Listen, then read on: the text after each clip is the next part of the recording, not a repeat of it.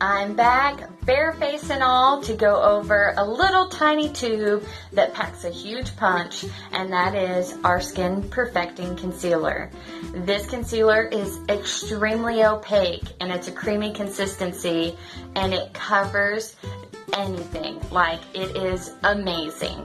Amazeballs! So I like to use a concealer to hide redness, or if I have any breakouts, I use a shade that is the same color as my foundation, or you can go 1 to 2 shades lighter and use it for highlighting, which is my day-to-day use.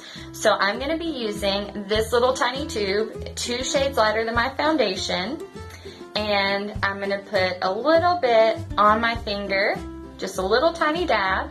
This one tube is the same tube that I bought February of last year, y'all. And I still have a little ways to go, surprisingly. Very little bit goes a long way. I should probably throw this out by now, but like, I don't stick my fingers or anything into it, so surely it's not that bad. We'll see. But I just take it and I like to rub it between my fingers to kind of warm it up and melt it. This to me just makes me feel like I'm using less product in a single area, especially in my under eyes. I have under eye wrinkling, so I want to conceal, but I don't want to have a lot of product under there, because then it's going to bring those under eye wrinkles out as opposed to help me conceal them. So I'm going to do one side, so that you can kind of see a before and after. And look, y'all, look how opaque this is. But it is not super heavy feeling. Don't let the opacity fool you, okay?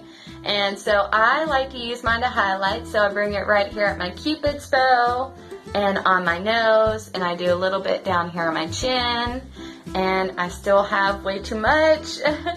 And I just bring it like a little tree right up in here. Then what I like to do is I like to take my favorite little beauty blender, and it's nice and well dampened, and I just like to go over the whole area at first to make sure that it's an even coat, and then I focus around the edges so that it blends really well whenever I go in with my foundation. Now, if you're using yours to conceal blemishes, feel free to continue to put your concealer on after your foundation.